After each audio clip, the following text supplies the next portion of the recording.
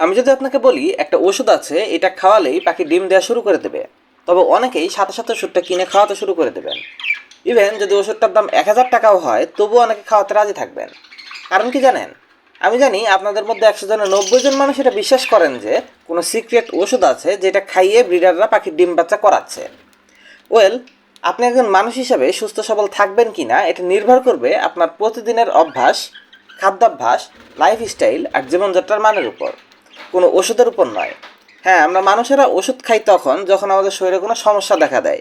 স্বাভাবিক অবস্থায় যদি আপনি একজন মানুষকে প্রতিদিন ওষুধ খাওয়ান, সে কি স্বাভাবিক থাকবে? কখনোই না। কিন্তু আমাদের এই কমন সেন্সটাই মাথায় আমরা রাখি না পাখি পালনের ক্ষেত্রে। আপনার পাখি তখনই ডিম বাচ্চা করতে পারবে যখন আপনি নিজের 5টি বিষয়কে ইনশিওর করতে পারবেন। 1 নাম্বার, আপনাকে একজোড়া সুস্থ সবল পাখি কিনতে হবে। এটা হলো প্রথম শর্ত। দ্বিতীয় শর্ত, যখন তারা প্রপার ডায়েট পাবে। তৃতীয় শর্ত, যখন সঠিক খাবার দাবার আর মিনারেল তাদের খাওয়ানো হবে। চতুর্থ শর্ত, যখন পাখিগুলোকে সঠিক পরিবেশে রাখা হবে। এবং পঞ্চম ও সবশেষ শর্ত, যখন পাখিগুলো নিরাপদ অনুভব করবে এবং যথেষ্ট পরিমাণে প্রাইভেসি পাবে। আসুন একটা একটা বিষয় নিয়ে কথা বলি। প্রথমে আসে আপনি একজোড়া সুস্থ সবল পাখি কিনবেন। এই পাখিটাকে দেখেন। পাখিটাকে দেখে আপনার কাছে হয়তো এটাকে সুস্থ বলে মনে হচ্ছে, কিন্তু বাস্তবে পাখিটা অসুস্থ। কেন জানেন? কারণ এটার বুক শুকিয়ে গেছে। একটু খেয়াল করে দেখবেন, স্বাভাবিকের চেয়ে এই পাখিটার বুক অনেক শুকনো।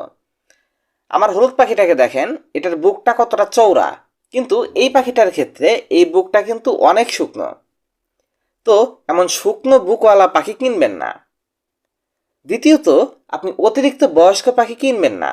অনেকে আছে গ্যারান্টি চায় যে হ্যাঁ, আমি একটা পাখি কিনবো যে পাখিটা অলরেডি ডিম দিচ্ছে বা ডিম দিয়েছে, এই টাইপের পাখি কিনতে চায়।